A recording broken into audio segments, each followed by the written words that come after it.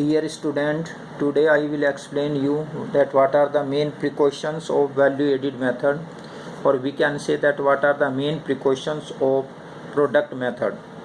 आज मैं तुम्हें मूल्यवृद्धि विधि की मुख्य सावधानियों के बारे में समझाऊंगा। इसका दूसरा नाम उत्पाद विधि भी है। उत्पाद विधि अथवा मूल्यवृद्धि विधि की क्या क्या मुख्य सावधानियां होती हैं। What are the main precautions of value added method और what are the main precautions of product method.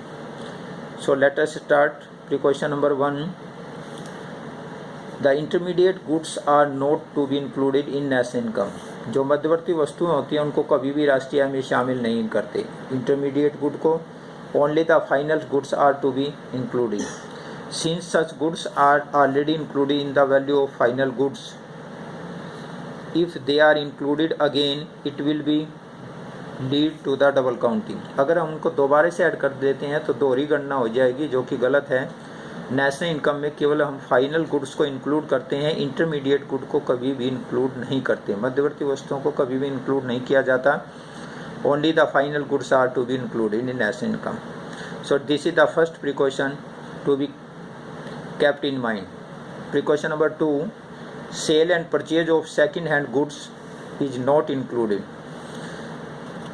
Cell बिक्री और खरीद, जो सेकंड हैंड गुड होती हैं, जो पुरानी वस्तुओं की बिक्री और पुरानी वस्तुओं की खरीद, इनको भी हम कभी भी राष्ट्रीय आय में शामिल नहीं करते. जब भी हम नेशनल इनकम को इंक्लूड एस्टिमेशन करते हैं तो इनका हम मूल्यांकन, इनका एस्टिमेशन नहीं करते. पुरानी वस्तुओं की खरीद या पुरानी वस्तुओं की बिक्री को शामिल नहीं किया जाता. क्यों? As they were included in the year in which they were produced. जिस वर्ष उनका प्रोडक्शन हुआ था उनको तभी ऐड कर लिया गया था. फॉर एग्जांपल, जैसे मान लीजिए एक फ़ैन है, सीलिंग फ़ैन, छत का पंखा है, उसका प्रोडक्शन 2015 में हुआ और अब हम उसका यूज कर रहे हैं, तो अब हम उसको एस्टिमेशन में नेशनल इनकम में काउंट नहीं करेंगे. 2015 में उसको इंक्लूड कर लिया गया था. बाइक है हमारी, कोई भी बाइक जो हम इस्तेमाल कर रहे हैं, 2017 में उसका मैन्युफैक्चर हुई, उसका प्रोडक्शन हुआ, तभी उसको इंक्लूड कर लिया गया था. अब दोबारा से 2020 में उसको इंक्लूड नहीं करेंगे. And do not add to the current flow of the good and services. वर्तमान समय में वस्तुओं सेवाओं का वो प्रवाह नहीं मानी जाती, इसलिए उसको शामिल नहीं किया जाएगा. केवल उनको तभी शामिल किया जाएगा, कर लिया गया था जबकि उसका प्रोडक्शन हुआ होगा. केवल इसमें एक बात ध्यान रखना है कि जो कमीशन है, दलालों का जो कमीशन है, जिससे कि प्रोडक्टिव सर्विस होती है, केवल दलालों के कमीशन को इसमें ऐड करते हैं. पुरानी वस्तुओं में जो दलालों का कमीशन होता है, ब्रोकरेज का कमीशन, उसको हम केवल इसमें ऐड करेंगे, बाकी पुरानी वस्तुओं और सेवाओं को ऐड नहीं करेंगे. नेक्स्ट प्रिकॉशन जो ध्यान में रखना होता है, that is production of services for self consumption, और we can say domestic services are not included. जो घरेलू सेवाएं होती हैं, सेल्फ कंजप्शन, स्वयं उपभोग, जो अपने लिए हम इस्तेमाल करते हैं, उसको सेल्फ कंजप्शन बोलते हैं.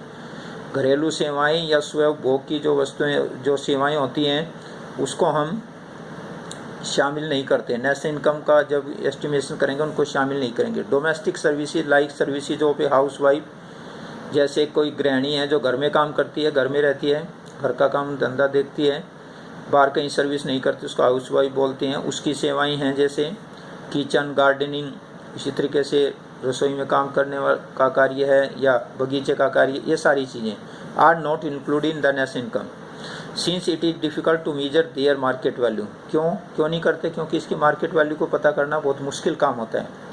हम ये कैसे पता लगाएंगे कि एक गृहिणी ने घर में कितना काम किया है, किस तरह का काम किया है, इसलिए इनकी वैल्यू को, मार्केट वैल्यू को हम इसमें इंक्लूड नहीं करेंगे और इसको हम अवॉइड करते हैं, इसको छोड़ दिया जाता है. क्यों? क्योंकि ये इस तरह की चीज़ें हैं जिसका अनुमान नहीं लगाया जा सकता. तो घरेलू सेवाओं को कभी भी राष्ट्रीय आय में शामिल नहीं किया जाता. जितने भी घरेलू सेवाएं हैं उसको हम छोड़ देते हैं.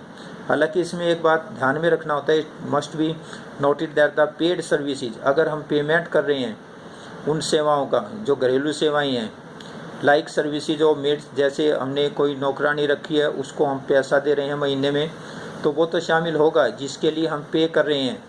या हमारे बूढ़े माता पिता हैं, हमने वहाँ पर छोड़ दिया, वृद्धाश्रम में उनको छोड़ दिया, उसके लिए हम पेमेंट दे रहे हैं, वो इंक्लूड होगा. अदरवाइज कोई भी घरेलू सेवाएं इसमें इंक्लूड नहीं होंगी.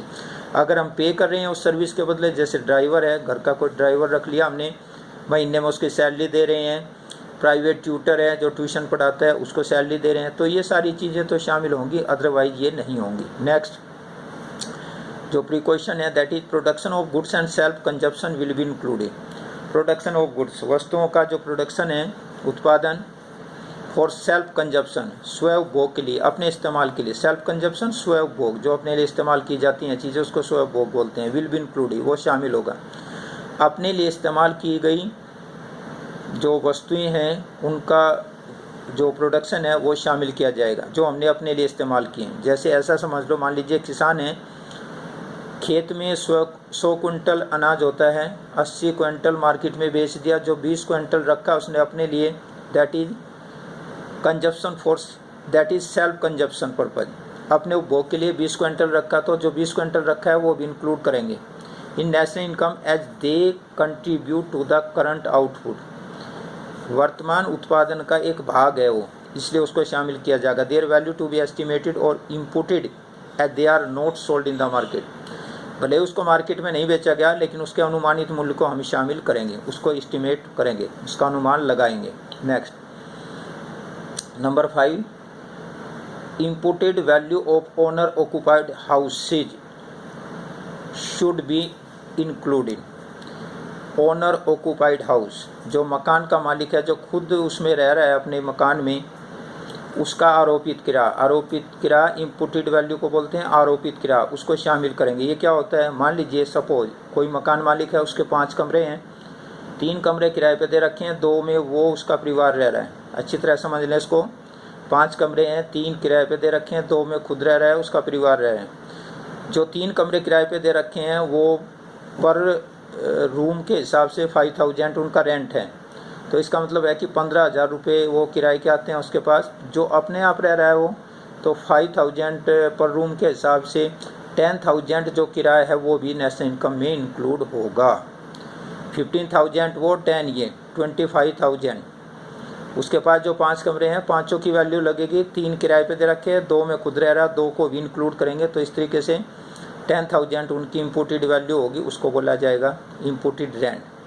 People who live in their own houses, अपने मकान में जो लोग खुद रहते हैं, do not pay any rent, वो कोई किराया किसी को नहीं देते, but they enjoy housing services similar to the those people who